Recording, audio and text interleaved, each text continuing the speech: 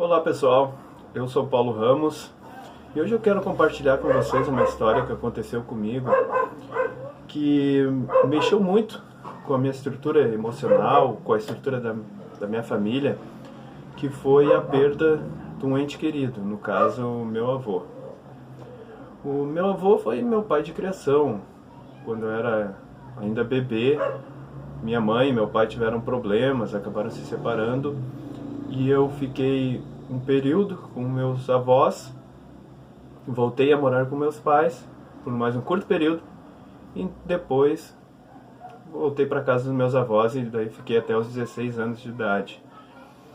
E nesse tempo eu aprendi muita coisa com eles, no caso meus avós, sobre valores, sobre honestidade, sobre trabalhar sério, sobre respeitar as pessoas, respeitar as regras necessárias para o convívio social. E eles não tinham curso superior, o nível de instrução era baixíssimo. Meu avô trabalhou numa granja de arroz praticamente a vida toda, aprendeu outros trabalhos manuais como carpintaria, trabalhar com alvenaria, com construção em si, fazer pequenas reformas, que ele era muito curioso, gostava de mexer com motores e falar sobre essas coisas, mas ele trabalhou, a profissão dele era agrícola, em cima de um trator durante 30 anos. Assim ele comprou um terreno em muitas prestações, construiu casa, ajudou os irmãos, teve 6 filhos, ajudou a sogra, a cunhada. Então eu tenho essa referência dele, uma pessoa super humilde. E então, quando ele estava com 60 e poucos anos, ele descobriu que estava com um problema cardiovascular. E por conta disso ele acabou sendo internado algumas vezes. E nesse período que ele ficou internado, eu, junto com os filhos dele, é claro, meus tios e minha mãe, nós revezávamos, passando a noite no hospital com ele. No começo ele apresentava melhoras, depois ele piorava, chegou a voltar para casa. E conforme esse tempo ia passando, mais perto do fim, eu já não via aquele homem forte e lúcido, mas sim eu via uma pessoa que já tinha perdido todas aquelas virtudes, aquelas características de uma pessoa em seu estado normal. E isso mexeu muito comigo. Então, em uma noite, quando a última que eu passei com ele, ele estava completamente fora de si, não falava mais, não reconhecia mais as pessoas, simplesmente estava ali. Não estava no estado vegetativo, mas não tinha mais a comunicação. Quando eu saí do hospital, naquela manhã, eu senti um peso muito grande nas costas, um peso insuportável. Então eu falei para minha mãe que eu não iria mais pro hospital ficar com ele, porque eu não conseguia mais suportar ver ele naquelas condições.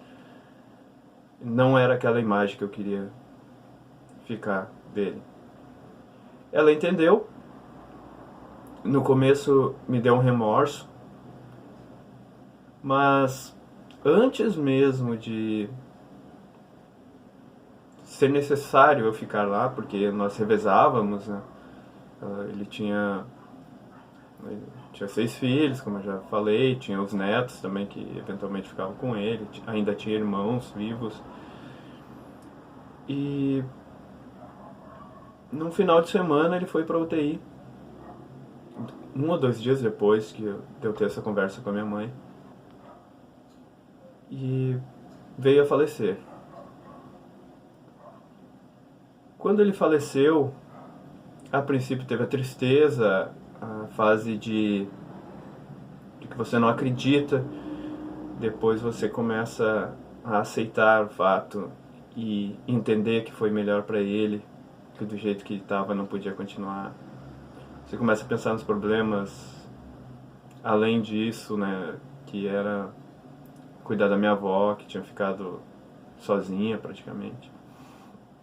Então, essa experiência, depois de passar algum tempo, que eu fiquei muito mal também, eu tive que ter acompanhamento psiquiátrico, psicológico, para superar essa perda, porque foi muito forte, porque era meu avô, era o meu pai, era a figura masculina que eu tinha como referência.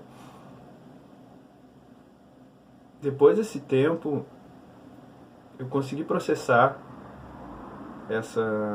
tudo isso, eu já com a minha família, com meus enteados, com a minha filha, tentando estruturar a minha vida familiar, já afastado um pouco dos meus parentes e concentrando no meu trabalho, nas minhas atividades, na minha esposa, consequentemente na educação dos meus enteados e da minha filha. Eu percebi que aqueles valores que eu aprendi lá quando era bem jovem, que os meus avós tentaram me passar, eles começaram a vir à tona. Eu comecei a falar da mesma forma com meus enteados, com a minha filha, com a minha esposa, e buscar ter um equilíbrio dentro da minha casa, parecido com o que eu via lá na casa dos meus avós. Claro que minha família é bem menor, ela está começando agora, e não tem aquele monte de filhos e netos numa mesa gigante para comemorar o Dia das Mães, Dia dos Pais, Natal. Mas os valores são exatamente aqueles: trabalhar sério, não passar ninguém para trás, tentar ser honesto, cumprir as regras mesmo não concordando com elas, e dando valor a coisas subjetivas, tipo a gratidão, que foi o que eu recebi dos meus avós, e eu pude, ficando ao lado do meu avô nos últimos momentos e tendo que trabalhar, depois passar a noite no hospital com ele, fazendo companhia para ele, e depois voltando para trabalhar, para minha rotina normal, fazer esse sacrifício por ele, eu estaria pagando um pouquinho da dívida de gratidão que eu tinha com ele. Então, até aconteceu um fato interessante, que um colega de trabalho retornou de férias e disse que tinha passado boa parte do tempo correndo com a avó dele, que era doente, já pessoa de idade, e ela também tinha sido a mãe de criação dele. E ele contou essa história e tal, assim que ele voltou, e eu compartilhei a minha, né, que tinha com o meu avô, que eu estou compartilhando com vocês agora. E eu disse: cara, essa é a forma de tu pagar a atenção que ela te deu, todo o suporte quando tu precisava, que ela te criou, então agora tu tá pagando, né? E nós concordamos com isso. Acho que um dia depois ele recebeu uma ligação que a avó dele tinha falecido, porque ela já estava bem doente. E quando ele voltou, me falou isso, eu disse: dívida paga. Então a gente dá um alívio ter passado os últimos dias daquelas pessoas que a gente ama, que a gente respeita, que fizeram muito por nós, às vezes fazia até o que não podia, poder retribuir um pouco e